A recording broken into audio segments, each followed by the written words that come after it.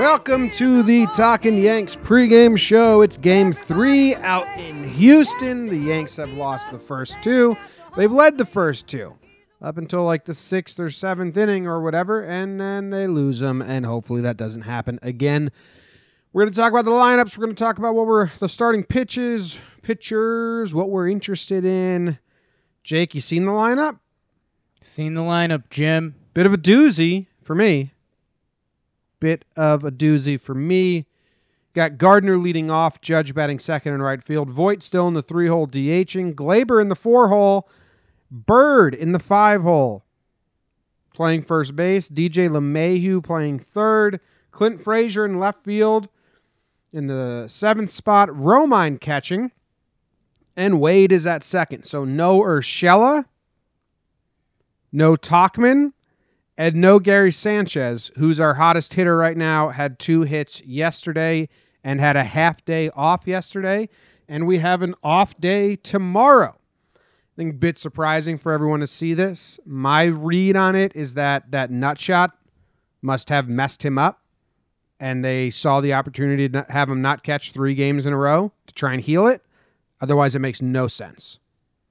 Yeah, I think this one for me is the nut shot game. I think yesterday I thought it was kind of planned that they DH him, and then today, because normally if you nick anything up, the next day you're usually all right, and that second day it kicks in and times are bad. So I think you're right there. I think with the off day tomorrow, they were like, let's double down on Gary, and this team does. They value the rest thing, especially the double off day. They probably don't consider a half day off day yesterday, even though it kind of counts for a catcher. No Gary. Birdie's back in. We see Tyler Wade get the start, which I'm okay with. Tyler Wade has a better shot against McHugh than Cole. So I'm okay with that. I'm not that upset. Urshela's looked decent. He's got on base every game he's played. Yeah. You can still play Tyler Wade. I don't know. If Wade goes 0 for 4 tonight, then I'm kind of over it. Urshela has reached base the last 3 games. He's got 2 hits, 3 walks. Like, that's not great, but that's better than what Wade offers. Yeah, we'll see. I mean, this is supposed to be a new season. We like the spring training. You can play him for a game and let's see. Yeah, if he does more of the same, fine. But let's see it. Earn it, Tyler. Yeah. We got Paxton pitching for us. Paxton is pitching against a familiar team because he was in the AL West for a while. So he is used to this Astros team. The Astros have a lineup, though. This is their weakest lineup. Bregman's out, so that hurts them. But it's Springer, Altuve, Brantley, Correa, Gurriel, and then White is DHing. He's back. Diaz is at first. Stassi's catching, and Marisnik is at center field. So they got their full bench out with McHugh on the mound. Yep. Weakest lineup they've put out, but also the weakest lineup we've put out. So we'll see how it plays. But and they got 2 wins, so they can kind of do that. Yeah, exactly. Yeah, they won the series already, so they can rest some guys, and Bregman's out. Paxton faces these guys like 4 times a year, Jake. He faced them 3 times last year and 4 times in 2017. Last year, the Mariners won every game versus the Astros that Paxton pitched. He allowed 4 earned runs, 0 earned runs, 1 earned run in 2017, 3 earned runs, 1 earned run, 0-0. But 1 was a really bad start. He didn't last. He got taken out in the 2nd. But he's got a lot of good starts in there, too. No one has crazy numbers off him besides Springer has popped him for 3 home runs. Good amount in 30 at-bats. Yeah, Springer's got him for 3. Chirinos has the other homer, and we saw what he did as essentially helping to win Game 1 for them. Correa, 381 batting average. Bregman and Altuve, there won't be Bregman, so we don't have to worry about him. Altuve's got a high OBP. The rest of the stats aren't that impressive. So, I mean, that top half of the Houston lineup today, if Paxton can deal with them efficiently twice, he's probably going to have a good day, especially the first inning. First inning Paxton. We talked about this in the preseason. That was his worst inning. We saw that in his last start. I mean, if he can have a clean first inning, that would bode really well for him because that would almost turn into a clean 3 innings. Yeah, you agree. You'd hope. The first inning thing was real. He did settle down, but it was a good amount of damage in the first inning. 4 runs or whatever it was. Yes, 4 runs, I think, or 3 and one squibbed by later. McHugh, we haven't seen McHugh as a starter, really, since 2016 when McCann, Beltran, A-Rod, Teixeira were all on the team. That was his last start against the Yankees. He'd been in a bullpen, saw him a little bit last couple of years. He's got a good start to his season, though.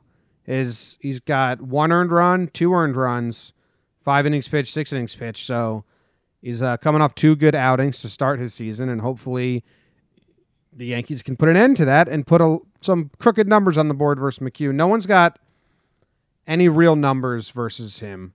Gardner has the most at-bats at 7 with 1 hit. There's nothing there. And they've never seen him as a starter, so we'll see how it goes. And more importantly, McHugh has a podcast. So he does? Yeah. What's it called? Oh yeah, they were talking about that on the broadcast the whole time the other day. I mean, he basically has some Astros and baseball guys. I'm blanking on the name of it right now. I'll see if I can find it. So it's just like a CC type thing? The 12-6 podcast with Colin McHugh. 12-6 was McHugh? No, it was McCullers with the curveballs in 2017. Yeah. Doolittle, Bregman, Passan, Pitch Ninja. So we'll probably have him on soon and vice versa. So boom. Not a friend today and then a friend after that. So are you worried about McHugh at all? Does he scare you? A little bit. I mean, the guy can pitch. I mean, it's almost, well, people probably rip my head off on this, but I mean, it's a little bit of the Jonathan Holder, the company you keep effect. You look at Jonathan Holder around the guys in our bullpen, and it's not that impressive. I mean, Colin McHugh has a career 3.85 ERA. Last year, he had a 1.99 ERA. He wasn't starting, but that's still really good. So, I mean, the guy can pitch. It just, he's not coming at you with that Garrett Cole, Justin Verlander stuff. Yeah. And they got to Verlander and Cole decently, so common sense would tell you, hey, they got to those guys. Hopefully McHugh's easier than those guys. But then I always worry about the flip side where you're thinking, shit, McHugh's the one that shut us down? Right. Then if you don't have a run by the 4th inning, you see the homer swings start to come out and things can pile on you quickly. And Jim, I think that would bring me nicely to my what to watch for if you're ready for it. Yeah, let's hear. What is it? My what to watch for today is the who's going to step up. And I know that sounds kind of lame and generic, but Jimmy, when we swept the Orioles, Gleyber had the monster day. 4 for 4. He had the big 3-run home run to take the lead. Clint Frazier, he does the same thing. Big home run, come back, take the lead. He was the guy. And that 3rd day, Gary has 3 home runs. Clint has 3, blah, blah, blah. Jimmy, in the first 2 games of the series, we've only seen one guy have a 2 RBI day, and that was Gary yesterday, who's not in the lineup, and it was only 2 RBIs because it took a wicked hop off the scoreboard and left. So, who's going to step up today? Who's going to come up, and the Astros are saying, God damn it, this guy's up again with runners on? Who's going to win this game for us? I mean, you know what? It is a team game, and you hope Paxton's dealing. You hope everyone on the board has a hit and an RBI. Baseball doesn't always work like that. Who's going to have the 3 for 4, 3 ribby type day that wins us this game? I like that. I have 2 what to watch for us. Okay. The half. One is Bird, coming off his worst outing of the year. Yeah. And looking and just looked complacent at the plate. So bad.